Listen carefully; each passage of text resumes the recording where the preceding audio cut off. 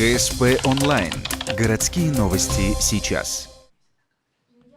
В гимназии иностранных языков прошел 7-й муниципальный конкурс «Открываем мир». Его участниками стали почти 90 учеников ухтинских школ из 5-8 классов. Ребятам было предложено презентовать свои работы в 9 направлениях. Это естественные, точные гуманитарные науки, а также искусство и технологии. Все работы были разделены на 2 категории. Исследования, в которых ученик должен был вынести какую-либо гипотезу, а после доказать ее или опровергнуть. И проекты. Второе, к слову, в плане презентации было более зрелищно, ведь помимо теоретической работы ученики должны были представить какой-либо продукт. Например, ученица Ухтинского технического лицея создала интересную рекламу «Буктрейлер». По мнению Елизаветы Заики, такой ролик может привлечь людей к чтению. Заметьте, что 60% современной рекламы анонсируют фильмы, мультфильмы, сериалы и так далее.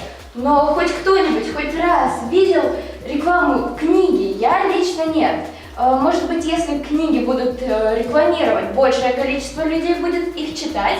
Передо мной появилась задача узнать, как можно популяризировать чтение книг. Гуляя на просторах интернета, я узнала о таком виде пропаганды, как буктрейлер. Цель моей работы – создать буктрейлер к художественной книге. Также среди готовых продуктов исследовательских работ были макеты, календари, часы и даже одежки для обложек. Пока весь мир углубляется в информационные технологии, ученица 14-й школы Дарья Падерина решила защитить от нагрузки классические школьные журналы, сделав их не только функциональными, но и красивыми. Цель моего проекта – изготовить из текстильных материалов красивые обложки для журналов 5 классов. Задача проекта – сделать опрос классных руководителей 5 классов, чтобы узнать их предпочтения цвета обложек и декоративного оформления. Подобрать текстильные материалы для создания обложек для классных журналов и предоставить классным руководителям на выбор.